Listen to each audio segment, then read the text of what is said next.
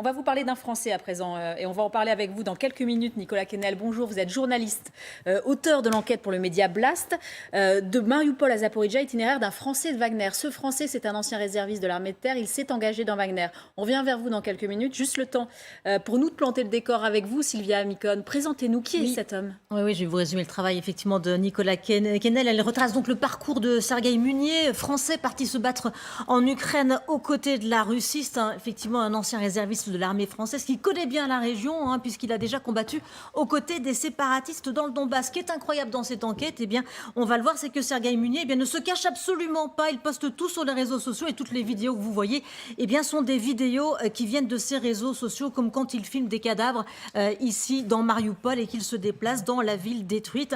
Il accompagne toujours d'ailleurs ces vidéos de légendes à l'humour plus que douteux comme celle-ci, voyager avec notre agence et découvrir l'atmosphère de villes en bord de mer telles que Mariupol. Légère différence avec ses précédents voyages, cette fois il s'affiche sous la bannière Wagner en multipliant les références à la milice. Des photos de lui sont même publiées sur les chaînes Telegram qui sont affiliées à Wagner et il s'est aussi pris en photo aux côtés de l'administrateur d'une autre chaîne Telegram de la milice.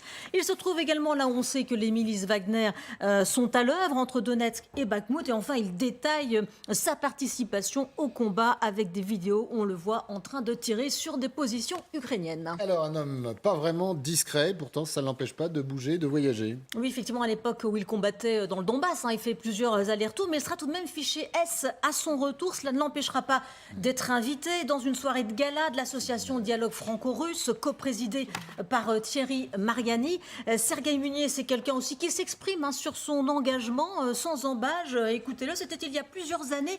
Il avait été décoré de la Croix du volontaire pour son engagement dans le Donbass. J'aimerais aussi attirer l'attention sur le fait qu'il y a non seulement des Russes d'origine qui retournent se battre pour leur pays, mais qu'il y a aussi des Français de souche qui, eux aussi, viennent aider la Novorossia dans son combat. Voilà, on le retrouve ensuite dans le service d'ordre des Gilets jaunes en 2019. Il en profite d'ailleurs pour déployer le drapeau de la République autoproclamée de Donetsk sur les Champs-Élysées. Une présence très active sur les réseaux sociaux qui permettra aussi aux enquêteurs de trouver des amis à lui, des Français qui pourraient être susceptibles d'être impliqués aussi dans des combats. Merci beaucoup, Sylvia. Nicolas Quesnel, quand on regarde le parcours de cet homme, il y a un certain amateurisme vraiment qui est criant. Il ne se cache pas. C'est comme s'il avait envie en fait, d'être pris. Qu'on le retrouve.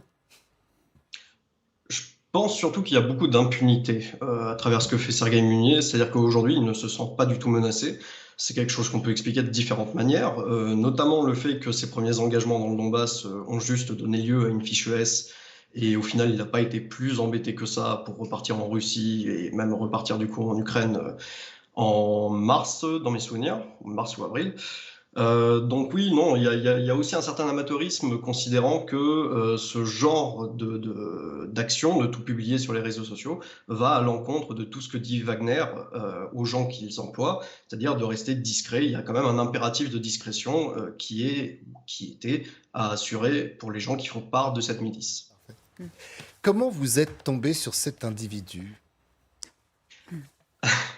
Alors, on ne va pas révéler tous les secrets de cuisine, mais je suis tombé sur cet individu parce qu'on le suivait déjà depuis quelques temps et qu'il avait déjà beaucoup fait parler de lui par le passé, notamment avec les Gilets jaunes. Et du coup, je m'étais posé la question de savoir un petit peu ce que devenaient les anciens du Donbass. Et à partir de là, ça n'a pas été très très compliqué de retomber sur lui, quoi. Nicolas Quesnel, restez avec nous. Général Chauvency, incroyable parcours que cet ancien réserviste de l'armée de terre qui combat, on l'a entendu avec les séparatistes du Donbass en 2014, ancien gilet jaune, et qui sur les réseaux sociaux met plein d'indices, comme s'il avait envie qu'on le retrouve. Mais comme le disait Nicolas Quesnel, il y a une certaine impunité et le parcours est assez étonnant. Oui, alors il faudrait voir tous les textes de loi que nous avons en France pour condamner éventuellement un engagement à l'extérieur sur un théâtre d'opération avec un pays d'ailleurs où on n'est pas en guerre. Donc à la limite, j'ai un peu la discussion qu'on avait tout à l'heure. Moi j'ai quand même une réflexion qui n'a peut-être pas tout à fait liée, mais quand même, nous sommes dans une société où on tolère beaucoup de choses.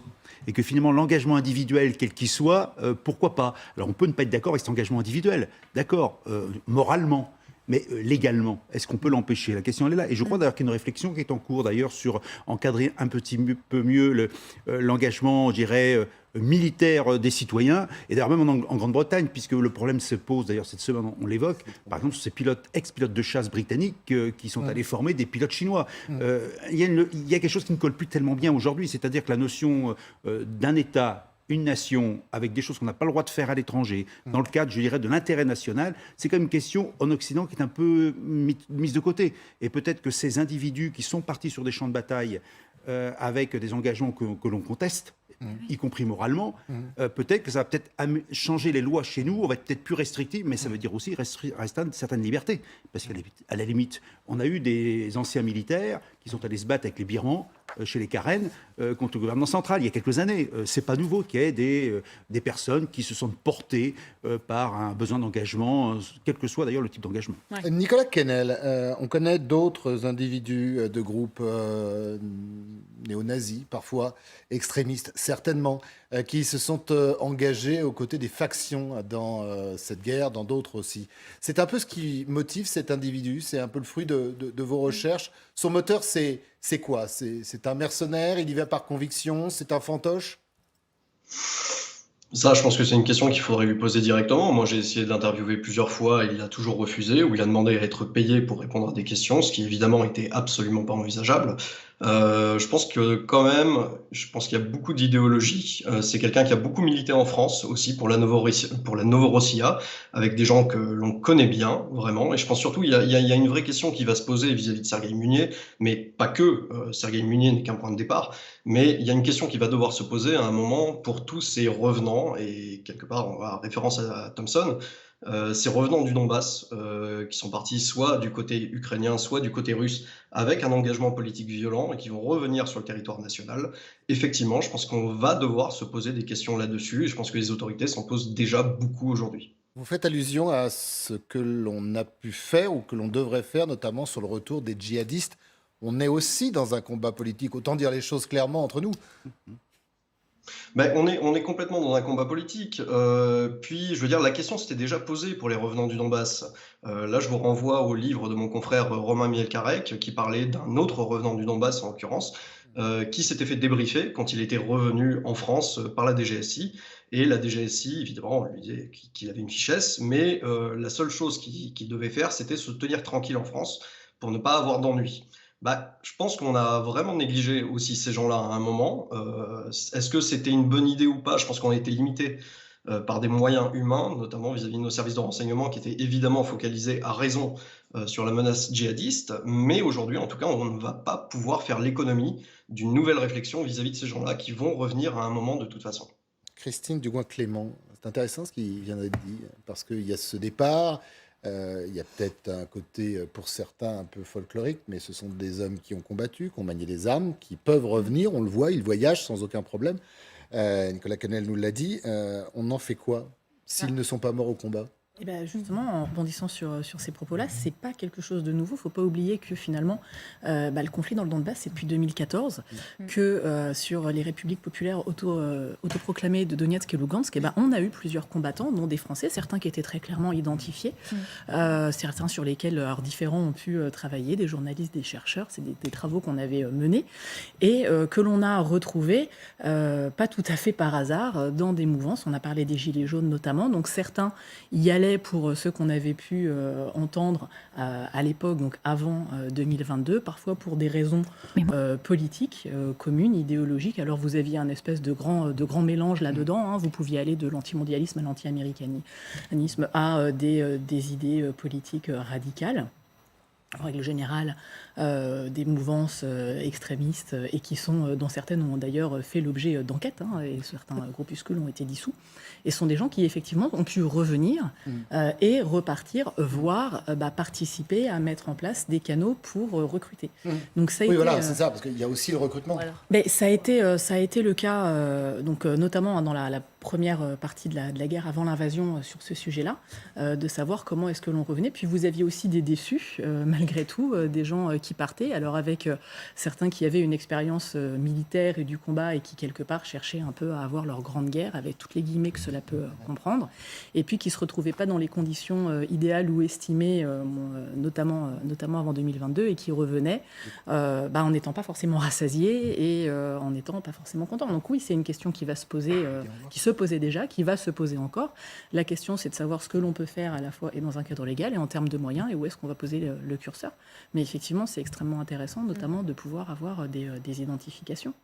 Et particulièrement quand on a des gens qui sont inscrits dans des groupes qui sont impliqués dans des crimes de guerre, potentiellement, parce que là, on va avoir effectivement un cadre précis qui vont pouvoir être sous enquête, etc. Donc là, on va changer aussi de niveau en termes de droit.